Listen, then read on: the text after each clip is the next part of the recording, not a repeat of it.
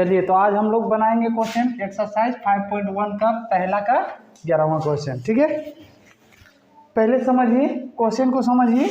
क्या ये क्वेश्चन कहता है कि पी क्यू को जब हम 6 के साथ गुना करेंगे तो क्या आना चाहिए, 8, 6 और आर आना चाहिए, जिसमें आर का वैल्यू पता करना है, पी का और क्यू का। अच्छा, यहाँ पे कुछ बात यहाँ पे लिखा हुआ है, यहाँ पे समझिए, इस बात को समझिए पहले। तथा यहाँ पे लिखा हुआ है क्यू माइनस पी बराबर 1 हो। क्यू का मान कुछ भी रखेंगे ना, क्यू माइनस पी बराबर 1 कहने का मतलब समझ रहे हैं कि क्यू माइनस पी यानी इन दोनों का बीच का अंतर, मतलब फासला कितना होना चाहिए, 1 का छोटा बड़ा होगा। ये तो क्यू का मान 8 ले रहे हैं तो पी का मान 7, क्योंकि इन दोनों का अंतर क्या होना चाहिए, 1 का कमी बेशी होना चाहिए। ठीक है, अगर क्यू का मान 3 ले रहे हैं तो पी का मान 2 होना चाहिए। ठीक है, समझ गए कि नहीं। चलिए तो हम लोग मान लेते हैं, माना कि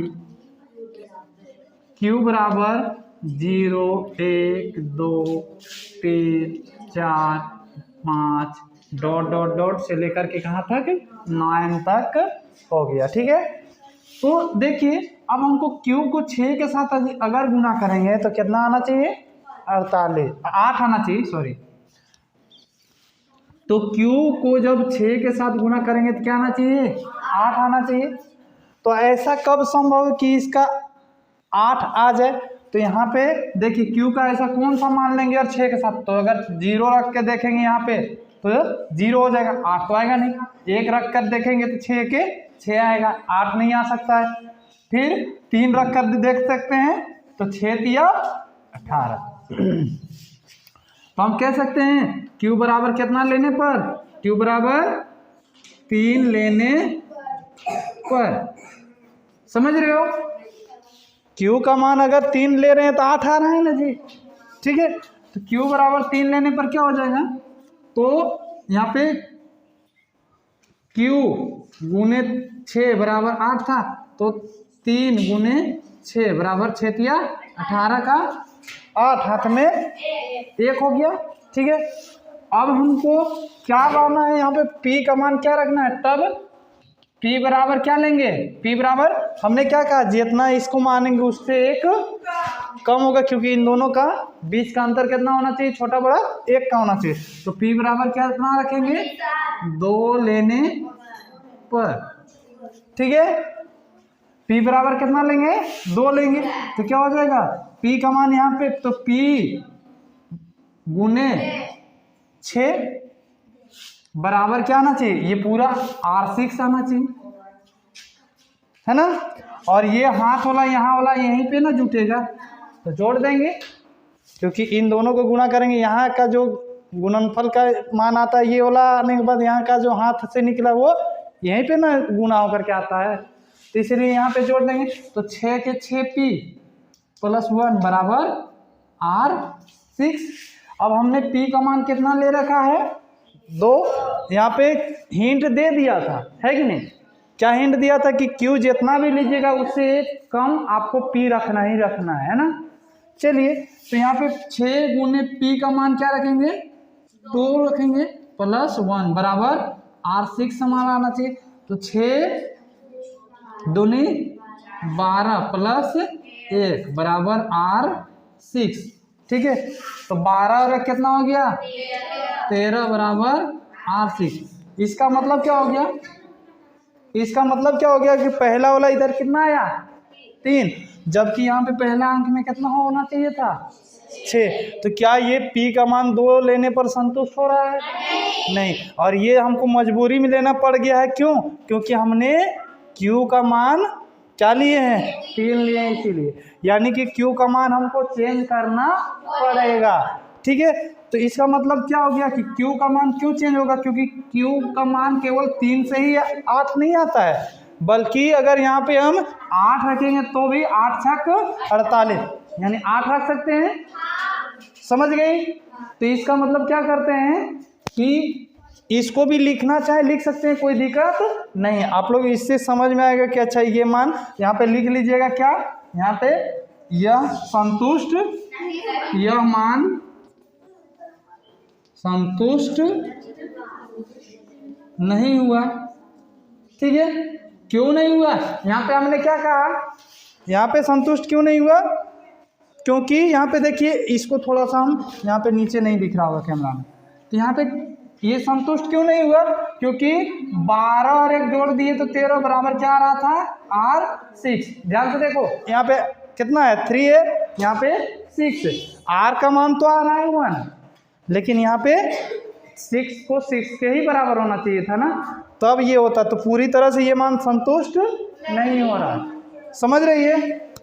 ठीक है, तो इसको मिटा देते हैं। आप लोग लिखना चाहें इसको भी लिख सकते हैं, कोई दिक्कत नहीं है, और मिटा भी दे तो भी कोई दिक्कत नहीं। आप लोग समझ जाइएगा, तो कभी भी आप लोग मान लीजिए ये मान रख करके देखें, नहीं आया पूरा तरह से, फिर दूसरा मान रखना है ना हमको, इसी पे कहिएगा कि यही वाला आंसर हो गया।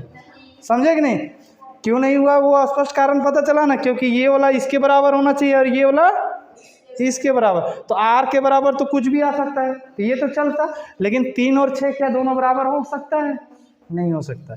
चलिए, तो Q इंटू 6 बराबर हमको क्या चाहिए? 8 चाहिए। तो हमने 3 रख करके देखा यहाँ पे, तो 3 छक 18, यहाँ पे 8 आ रहा था, लेकिन पूरी मान संतुष्ट नहीं हो रहा था। तो Q बराबर अब क्या लेंगे? Q बराबर 8 लेने पर अब मात्र यही एक 8 ही बचा है, जो कि आखिरी अंक में 8 ला सकता है 6 के साथ गुणा करके, बाकी किसी का हिम्मत नहीं है। एक 3 था लेकिन वो नहीं ला पाया पूरा तरह से, तो अब किसको रखेंगे? Q बराबर 8 लेने पर क्या हो जाएगा? तो Q इंटू 6 बराबर 8, तो Q को यहाँ पे रख देंगे। Q की जगह पे Q का मान 8 गुने 6 बराबर 8 छक 48। 8 आया ना ये चीज, तो ये कैरी कर गया, ये कैरी कर गया ना। कैरी मतलब होता है हाफ में, है ना, हासिल। ठीक है, तो कैरी में कितना हो गया? 4 हो गया। अब हम लोग करेंगे क्या? हम तब P बराबर कितना लेंगे? P बराबर, तो हमने क्या कहा? इन दोनों का अंतर कितना होना चाहिए? 1 का अंतर होना चाहिए। तो छोटा बड़ा, ये बड़ा है तो ये बड़ा है, तो ये कितना होगा? 1 कम होगा। तो इसका मतलब यहाँ पे 8 रखे, P का मान कितना लेंगे सर? 7 लेने पर तब क्या हो जाएगा? P का मान 7 लेंगे तो P गुने 6 बराबर हमारा क्या चाहिए? पूरा नंबर चाहिए R6।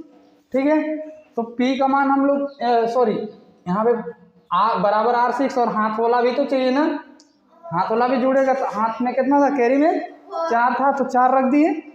ठीक है, उसके बाद क्या करेंगे? 6 के 6P प्लस 4 बराबर R6। अब 6 गुने P का मान कितना रखेंगे? 7 प्लस 4 बराबर R6, तो 7 छक 42 प्लस 4 बराबर R6। ठीक है, तो क्या हो जाएगा यहाँ पे? 42 प्लस 4 बराबर R6 आया है ना। तो इन दोनों को अब जोड़ेंगे तो क्या हो जाएगा? 42 और 4 46 बराबर R6। ये वाला इसके बराबर मिला कि नहीं मिला? ये वाला इसके बराबर हो जाएगा। तो अगर हम आप अब पूरा मान रख करके चेक कर लीजिए। ठीक है, तो P का मान कितना बोले? 7 और Q का मान 8 को रख देंगे यहाँ पे। ठीक है, गुना करेंगे 8 छक 48, 7 छक 42 और 4 46। तो अतः क्या हो जाएगा?